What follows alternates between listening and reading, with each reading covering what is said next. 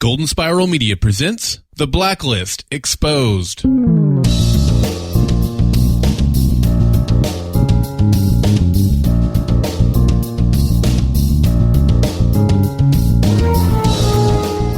Hello, special agents. You have come to the right place. Welcome to The Blacklist Exposed. I am Agent Troy Heinrichs. We are here with a special edition of The Blacklist Exposed with our Season 1 special archive episodes.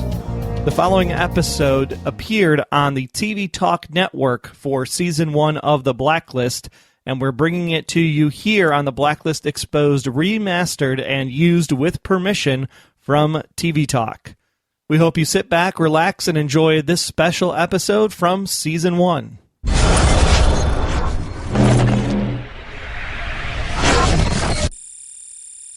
You're tuned in to TV Talk, The Blacklist.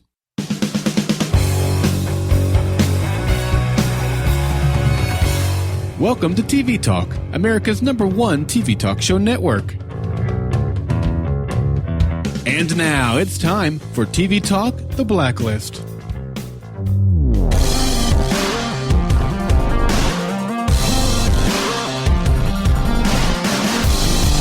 Swimming laps may lose a few pounds, but it is good practice too, just in case your car goes off a bridge.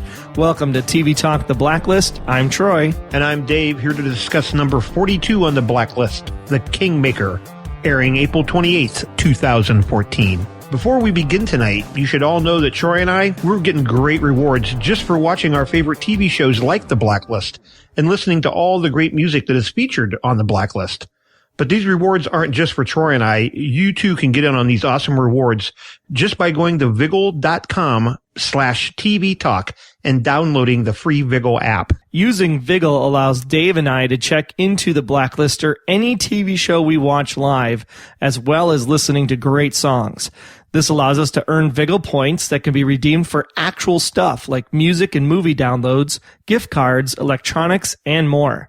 And because you guys are loyal TV Talk listeners, you get a special offer, but you have to go to Viggle.com/TV Talk to learn about this great offer and to download the free Viggle app. Well, we've been hanging out in the Czech Republic the last couple of episodes, and I guess it's kind of what they always say, right, Dave? When you go on a foreign assignment or travel to a foreign country, don't drink the water. There's poison in the water. Especially if you're locked in the back of a hot limo, huh? I thought there was going to be something going on more with the climate controls on the screen because I was waiting for the gas, the James Bond moment, exactly. The gas coming out of the vents. Yeah, even if it wasn't the gas, and I was waiting for him to turn down, and it was actually going to blow up the limo or something, and the bad guy was actually the guy in the back seat rather than in the front seat. Ah, yes. No, the bad guy is in the front seat. So the first question I have this evening is, what is up with this guy? He is a germaphobe. He's got this allergy symptom or maybe a cocaine addiction because he keeps sniffing all night. Yeah, and I didn't really pick up on it until about probably a third of the way through the episode. But like every time somebody is near or coming, he's like a dog. He sniffs. He's like he can sense them coming. Yeah, and I thought that Mrs. Kaplan was the bloodhound. a different type, a different breed, if you will. The one place where it really kind of stood out was when he went to the senator's home, and the senator's kind of creeping through, of course, with the homeowner's handgun. And I like how they have that PSA announcement of, hey, most homeowners kill themselves with their own guns because they don't have the proper training. But you hear that sniff, like in the middle of nowhere, just that. Yeah, and then boom, there he was. He's there. This guy's kind of ruthless without, at least when we first meet him, without being overly ruthless, because, this guy that he knocks out in the back seat of this limo, he kind of stages him into a man-on-man affair that basically ruins his career. It ruins his career. Yeah, the one thing that I really loved about him is that for all of the political dealings that he does and positions people on a chessboard, if you will, he himself is a very political natured man. I mean, he really understands how to talk to people and how to get them into the positions that he needs to get them into in order to make his, aspirations happen. Yeah, it's a different kind of blacklister this time, although he ultimately ends up being violent at first where he's not introduced in that fashion. And the biggest thing about this person is that these political moves that he's putting on the chessboard are directly impacting Red, and how Red's safety is almost called into question. And because of that, he's got some enemies that are coming for him hot and heavy. Yeah, I thought it was interesting that for the first time, we actually kind of see a little bit of fear from Red. He's concerned that this man's coming after him. He is very concerned. Concerned enough that he's actually going to go to the one man that we thought was actually Red's sworn nemesis, Mr. Fitz himself. And we found out that Mr. Fitz's name is Alan. That's a shock, since it's played by Alan Alda. Maybe he's having a hard time remembering his name. He's getting up there in age, Keep it simple. But he basically says that, it's not that I'm trying to basically come at you and make this an issue and, kind of hold you to the fire about this. And I'm not looking to basically take your organization down, because that wouldn't benefit either one of us. But I want to let you know that if I go down, you're going to go down. So you're involved in this, whether you like it or not. And didn't you find it kind of interesting that, we always knew Fitz was the head of something, and we still don't know really what he's the head of, but it's some type of a powerful organization of people who don't all meet live. There's some there live, there's some via teleconference. For the first time tonight, I got like an Illuminati feel. Did you get that? Of course, John Eisendrath was the one that was working on Alias. So the first thing that comes to the top of my mind was the 12, this secret organization of bad guys all over the world that are basically looking out for their own interests and putting their own chess pieces on the board. This had that very same feel. Like these 12 or so people in that room are the kind of heads of state that kind of keep everything working the way it should.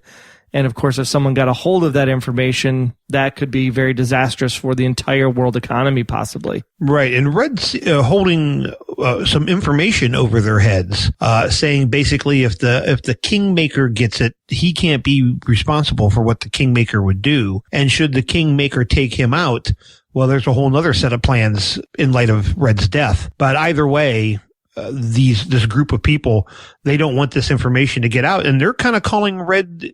They're questioning it. They're saying, I believe he calls it, he says something along the lines of your so-called information. They're questioning Red. They're saying we can take care of ourselves. We're not worried about the information you have. And it's usually at that point in time when you think you can take care of yourself is when you're the most vulnerable. And I think that's something that I think Fitz is actually worried about. Hence why he goes to Red towards the end of the episode and says, hey, I'm coming to you. We voted not to partner up with you, but I'm nervous, so I'm looking out for myself. And that's why I'm coming to you, Red, to say, how credible is this really?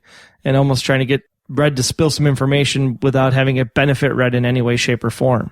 Right, but that doesn't end well, because Red takes offense and basically dresses Fitz down in very short order, would you not say? Oh, yeah. I think that was one of the most powerful scenes from Red this season. It was almost a reversal of what we saw last time, where Fitz was kind of shaking Red down as he's hanging there after Anslow kind of took care of him. Now we have kind of the reversal role. Like Red is commanding all the power, and it's up to, Fitz to figure out what he's going to do in order to get back in control of the situation. Yeah, it was an interesting dynamic. We actually kind of seen, I put in my show notes a couple times, Red's kind of left speechless a couple times in this episode. That's the first time that we've really had that. He's usually in control of the situation. I think he's finding things kind of spiraling a little out of control. Not completely out of his control, but just kind of, a little out of his reach at times. Yeah, and I think he has that same feeling at the end there, when he knows that, and we've seen this behavior throughout the entire show, right? Red has Lizzie working a blacklist case because he needs some piece of information from that particular blacklister that week.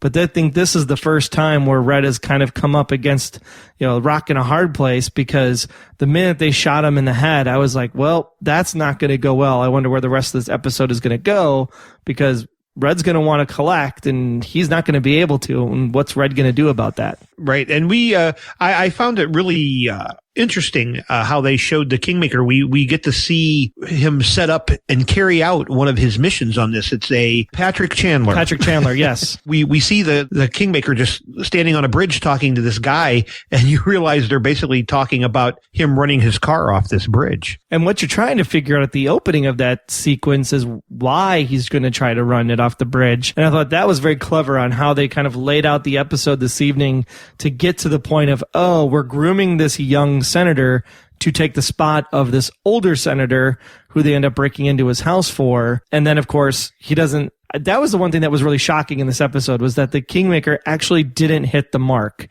and that he's going to fully recover.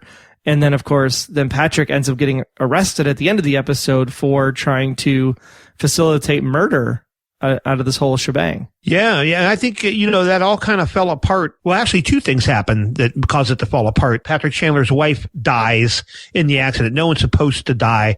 The Kingmaker's got all this equations and everything saying, the car traveling at this speed with this much weight, it'll more than handle the impact. The airbags will go off. Everyone will be fine because, Mr. Chandler has his wife and daughter in the car. The wife actually ends up dying. And the gentleman who caused the accident, actually a plumber who is, paid to go left of center and knock them off the bridge, freaks out and doesn't hang around and takes off. So it becomes a hit and skip or a hit and run situation. So Kingmaker's got a couple flies in the ointment there that he has to deal with. And the Kingmaker, I think, is probably one of the most interesting characters. Like I said, he has this political spin on it because he's like, it's super unfortunate that your wife died, but look at all this awesome fame you get because of it.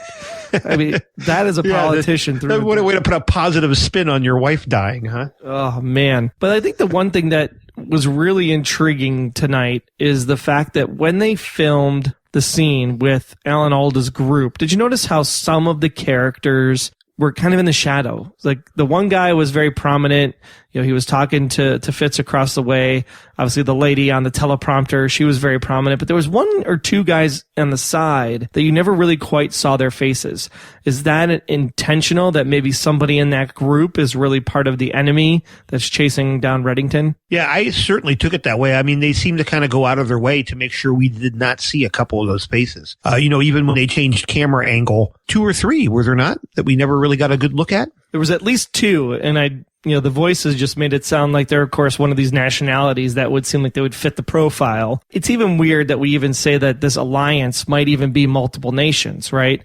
America is so diverse now that these all could be Americans in different parts of, FBI, NSA. Different parts of the country. Yeah, whatever we're looking at here. We don't know what we're dealing with yet in this. We don't know if these are all government officials. Are they business officials? We don't know. We don't know who they are. You just assume that because it's an espionage type of show that these are obviously heads of state somewhere else in different parts of the world, especially because of the accents that they portray. So it'll be really interesting to find out when things come to a head next week as, we find out that Berlin, may or may not be an actual place. I think that's going to be great on how this kind of all focuses in and then who's really endgame is this all about. Yeah, it really is. And I'll tell you, the internet really literally exploded this week with all the speculation about tonight's episode and also about, the concluding, what do we have, 3 more after tonight? Just 2. 2 after tonight? Yeah. People are really starting to get into this. I mean, it's coming to a head and people really got their own theories. Well, the thing I love about it is that they picked up this thing for season 2 so early on. So the fact that you can just kind of coast through this finale, have a super killer cliffhanger for the fall to know that you got 22 more coming, I think that's really going to make the stakes rise on these last 2 episodes. And that's what I'm really hoping for. I am with you on that one, Sir Troy. But the biggest topic tonight, of course, is the fallout from last week, which is Liz and Tom and that relationship. And of course, she goes to the bank. She gets out this envelope. Obviously, we now know that it was photos, but it wasn't photos of the actual murder of Sam. It was just Red happening to be at the hospital. Well, that's not really incriminating. No, but Liz is working under the delusion that her father died, I believe, at like 5:30 or 5:35. And these pictures were shot around 4:15. So she's like, why was Red there before my father died? I don't understand. And she confronts Red. She wants to know. And Red is being closed mouth. He ain't saying anything. Of course, we know the truth of what Red did. By the end of this episode, she puts it together. And that's really great because if you go back to that episode when Red actually killed Sam, we had that talkback question of, did he do it because it protected Red's interests or did he do it out of mercy? And of course, that's the same question that Liz kind of confronts him with at the end of the episode this evening. The great thing about it is that we know that Red still holds up to his mantra, right? I've never lied to you. And he didn't lie to Liz tonight. He came out and said, I knew Sam a long time. I knew him longer than you knew him. and we've been friends. And you know what? Yeah, I killed him, but it's because he was suffering. And I just needed to put him out of his misery because that's what he wanted. But we still really didn't get that closure of, was it really the suffering part, or was it because he had to protect Sam from sharing this information? Because he does say he wasn't in his right mind, so he could have said anything. And right. And I think I definitely came away feeling it was a little bit of both. But it was still shocking to hear him admit to Lizzie that he'd killed Sam. It was just, and he said it so quickly. I mean, there wasn't even a hesitation. She's like, "Did you kill my father?" He went, Yeah, I did. But that was a very powerful scene. That whole exchange was really well done. Yeah, we're done here, Dave. You're a monster. Yeah, that was a little anticlimactic because we'd seen it all week in the promos leading up to this episode. So we kind of knew where things were heading there, but still a very great scene. But the one thing that really stands out is that you have to remember that Sam and Red had that conversation in the hospital. So we know Sam is the adopted father, right, for Liz. So Liz still doesn't know the real father. She just knows that Sam was the one that raised her. So she's still living with this notion of Sam being her dad when her real dad is still out there. And that's still the big answer, the big question that we're waiting for, you know. But again, if you go with he hasn't lied, he did say that he's not her father. So that means her father's out there. And what if, if Berlin ends up being a person, what if Berlin's her dad? Man, would that be a great twist. That would be an extraordinary twist, and I believe we're going to find that. I don't. Troy, do you watch the promo for the coming week? I try not to. I did happen to catch it this week. Yeah, I did as well. So, and again, we don't want to spoil it for anybody listening, but next week looks explosive to say the least. Yeah, only 2 left before the finale, so it's just going to be absolutely unbelievable. And of course, Tom is still alive. He's in New York doing something. Red's tailing him. He's collecting info, even though Lizzie's not going to take it from him anymore. So Tom could come back into the scene and throw a wrench into this whole works too. So we basically have, Berlin, who Tom works for. Then we have Red, and then we have whoever Red's enemies are, which we assume is the Berlin organization. And then we have Alan Alda's group, or Alan Fitz, and his, Illuminati clan, if you will. So there's all kinds of fronts. And then we have this mysterious, Liz kind of breaks down. It's like, gosh, my house is trashed because I had this epic fight with my husband, one for the ages, of course. And she ends up going to Donald Wrestler's house of all places. Yeah, and a kind of a weird vibe has grown between them. Even earlier in the episode, there was just a short scene with Wrestler kind of asking Liz, what's wrong? He knows something's wrong at home, and she confesses to having a fight with her husband. He's like, he'll come back. She's like, I don't even know where he is. And he's like, he'll come around. These things happen. And, them kind of confiding in a little bit.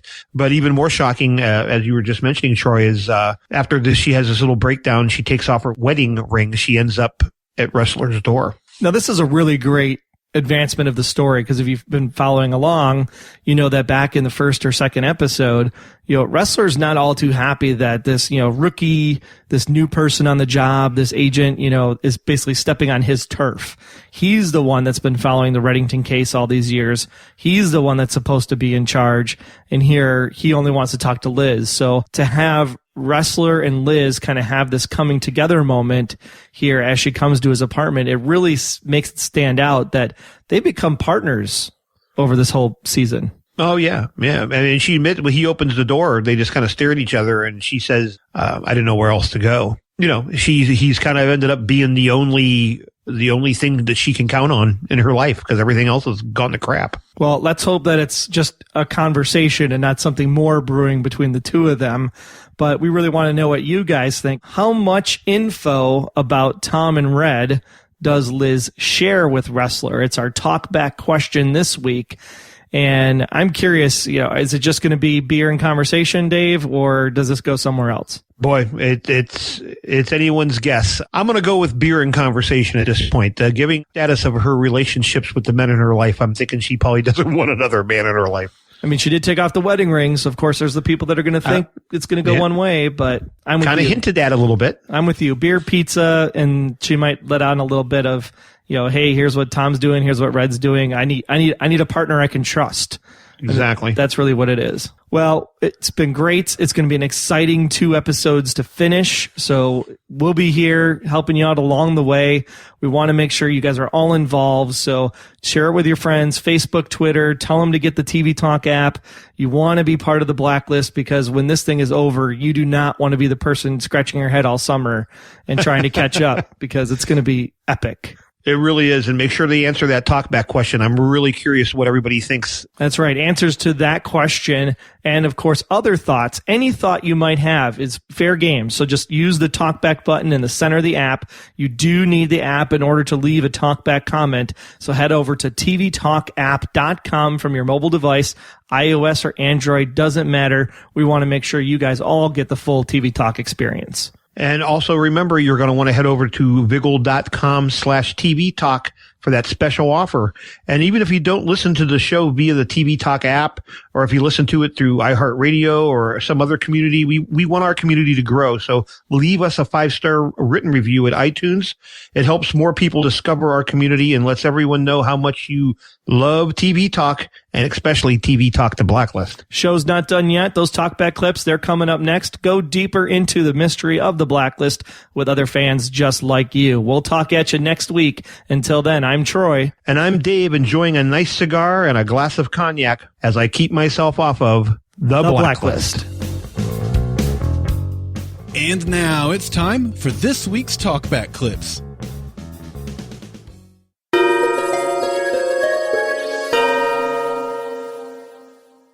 We hope you enjoyed this special version of the Blacklist Exposed, previously aired on the TV Talk Network and used with permission. Until next time, I'm Agent Troy Heinrichs. That's at Troy Heinrichs on Twitter. And if you want to learn more about me, just visit, about.me/Troy Heinrichs. And I'm Agent Aaron Peterson. You can hear me talking about movies and TV on the Hollywood Outsider podcast, as well as Remake This Movie Right. We are available at thehollywoodoutsider.com or on Twitter at H_outsider. Be sure to subscribe, download the app, submit your feedback, but most importantly, keep yourself off of the Blacklist.